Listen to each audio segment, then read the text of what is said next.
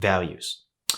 We know that they exist and that they are there, but we don't always think about them, which is why it can be pointless to understand them and see how they can benefit us in our lives. At the end of the day, they are just words. There is nothing tangible to them, no reasons behind those words. But unless we ourselves allow those words to hold meaning and allow them into our life to have an impact and for us to believe in it, until we do that, then we can finally rely on our values when it comes to the darkest moments in our life.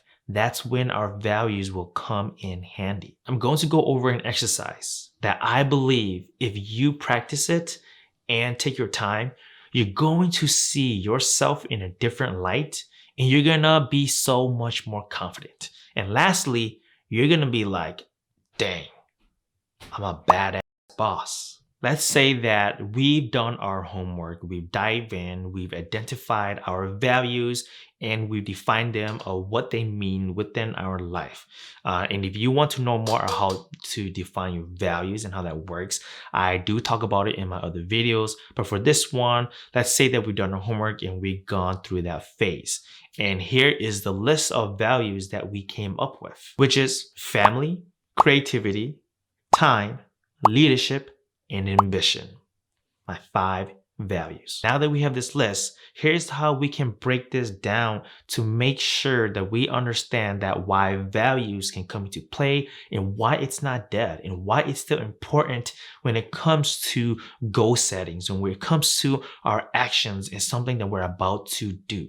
So for this one, I actually highlighted 3 pillars for us to take a look at, which is our goals, and why it's important and how we are going to achieve it.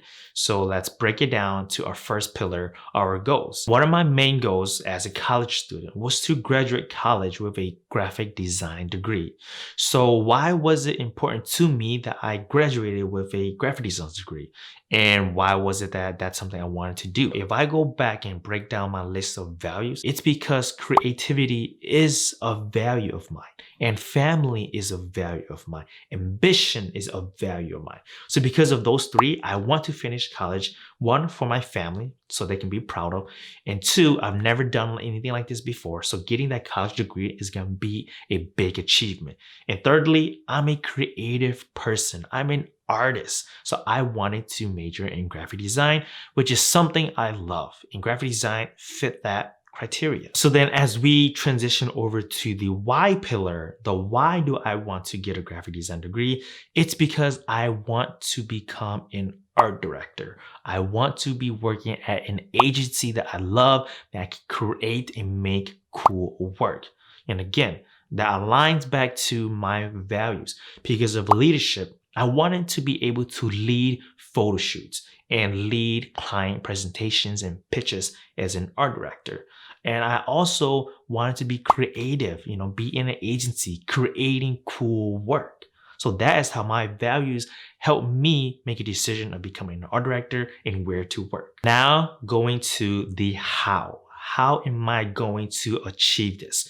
Going back to my values, because I value my time and my ambitions and my achievement, I'm going to join an organization within the design industry called AIGA. That's my ambition. I'm going to join, I'm going to attend, and I'm not going to waste my time. So I'm going to network, ask for the right people to get my foot in the door, ask for coffee grabs. That is my values, time, commitment, and achievement. I'm going to achieve all that. And once I do that, I'm going to achieve an internship, or I'm going to strive for an internship out of those networking opportunities and by joining AIGA. So my values is driving me to act a certain way, which is what's going to get me into certain communities or organizations that are going to best get me into that design job. Let's take a look at another situation. And this one, I think a lot of us can relate to. One of my goals this year was to actually buy a new MacBook. But if you're like me, MacBooks are, expensive and a lot of money. So I tend to talk myself out of buying expensive things because, it's a waste of money. I don't need it. I could just buy old ones. I could just still use my old one because it's still operating.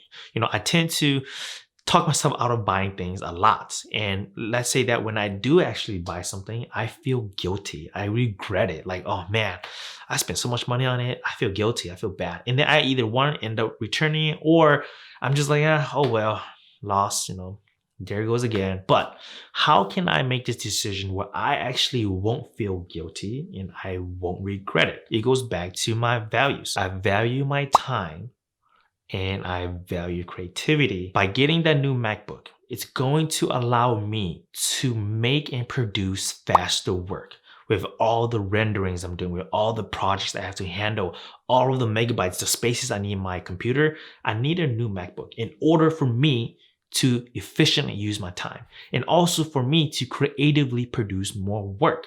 So that allowed me to buy that MacBook so that I actually don't go home and say, actually didn't need it. But I just needed stronger and more concrete reasons why I should buy it so I don't regret that choice. Now that we have that situated, how am I going to do it?